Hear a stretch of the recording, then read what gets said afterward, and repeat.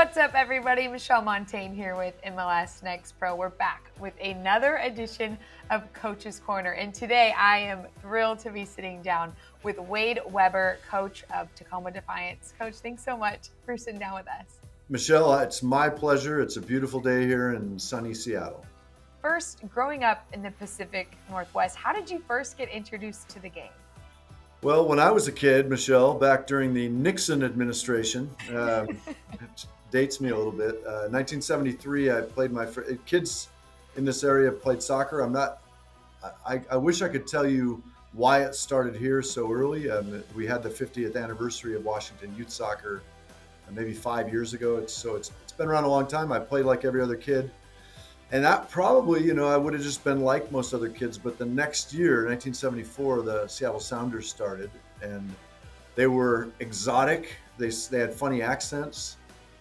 We didn't have a Mariners or Seahawks. They didn't exist.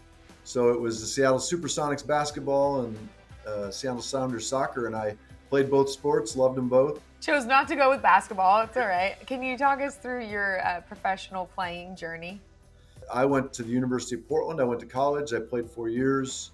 When I came out of college, there was a semi-pro. That's the best way to call it. It was called FC Seattle. I got paid. My first contract was $1,000 a month for 6 months, and I was getting married. I was 23. I was getting married, and I asked, "Could you spread that out like over the whole year, so I don't miss payments in months?" And I had to hustle. I coached high school teams for extra money. I played that 1 year, and then they pulled the plug on that league. So that league died. So again, there was no soccer. My wife was pregnant at that point. I'd been married 6 months, and I decided I had to get a proper job. So I went to Seattle University, got a master's degree in teaching, and I spent 1 year in 1993-94 teaching freshman history.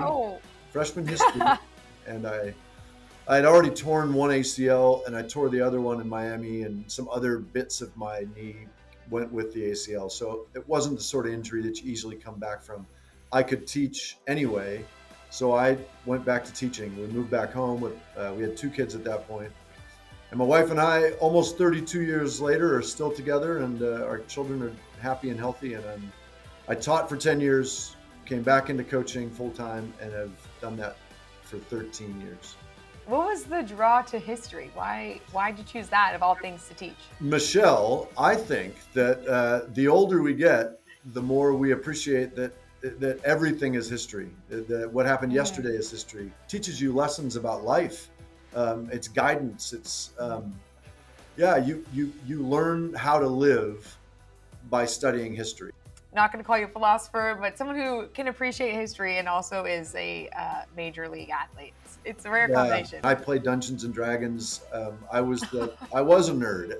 I still am a nerd, and I'm proudly so. Yeah. I'm also 6'3" and weigh 210 pounds and can take care of myself. How did we get from teaching history to coaching professionally?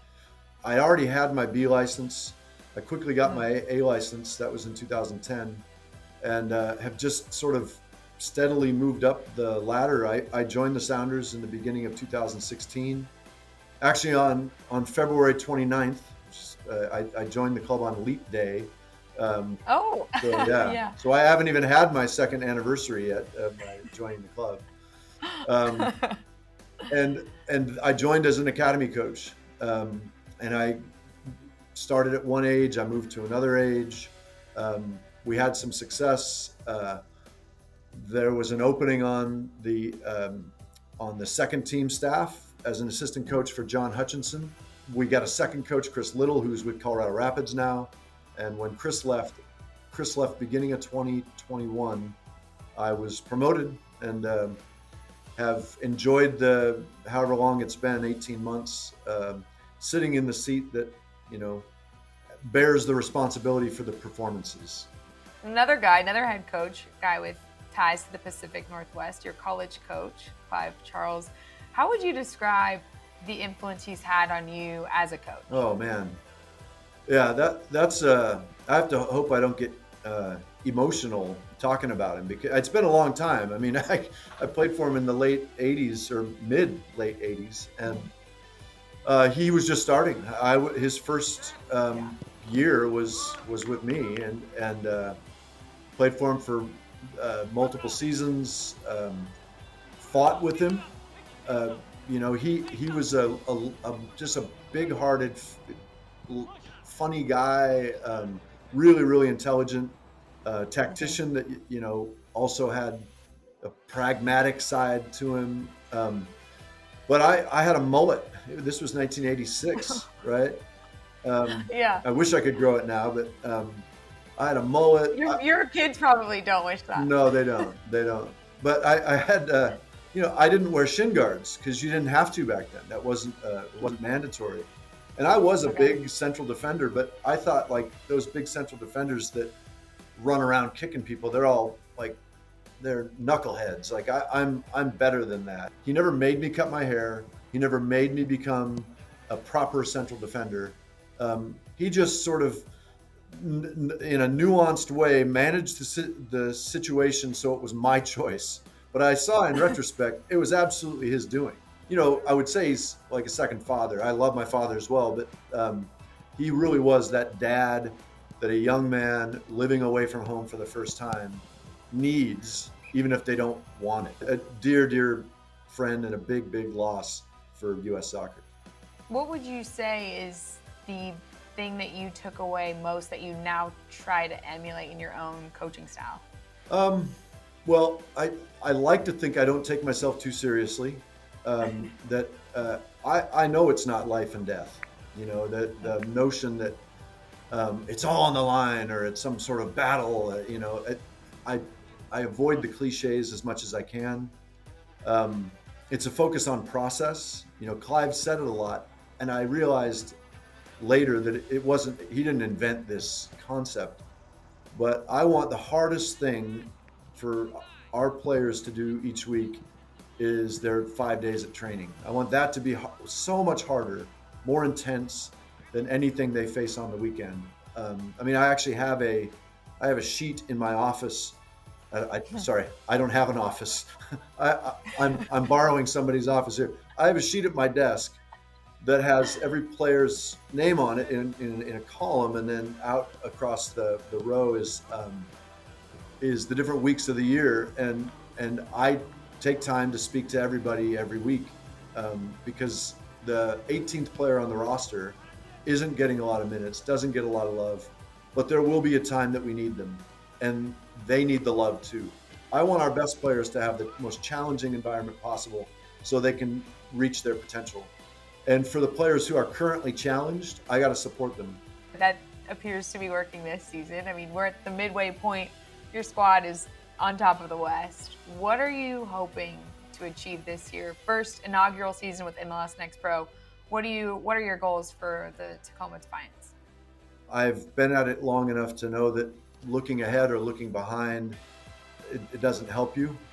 You really have to focus on the process and trying to be your best in the next game with the resources that you have. And in this league, it's interesting because there's so many sources of players. First team guys coming down, academy guys coming up. It can be difficult to scout, and teams are slightly different sometimes, home and away. But we want to win. We want to win. And I have to say, Brian Schmetzer, the head coach of the Sounders, he's won 2 MLS Cups, a Champions League. He's been in other finals of multiple competitions. He and I speak regularly, and it's, winning matters here. I know every club says that, and I believe every club absolutely wants to win. Nobody goes into a season saying, I just hope we make the playoffs. Everyone wants to win. But here there's a tension in the building if we go a game or two without success. I don't think being a pro soccer player is any different than being a plumber. In that you have a very unique, specific skill set that most of the world doesn't have. If you're really good at it, maybe you don't make Cristiano Ronaldo money, but you make a good living, and you get referrals and call back. People like you, they want you. You're the person in demand. Um, Hmm. and if you're a bad plumber, you're not employed.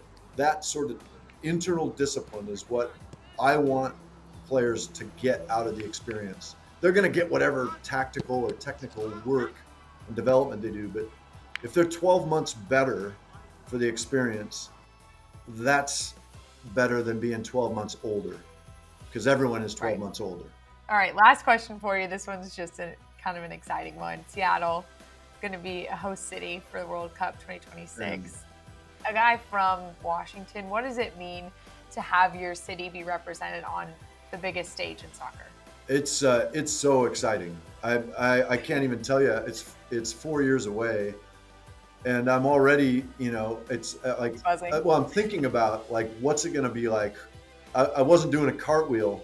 I was so excited because I can't do a cartwheel, but I certainly was making a lot of noise when they made the announcement, and it's an event that could be transformative for the sport, right? It has the potential to be that, especially if the U.S. do well. I'm so desperate that if Greg Berhalter's in charge still, I so want them to do well. And that group of players, with just so many talented young players that will be in their prime, playing at Yeah. home.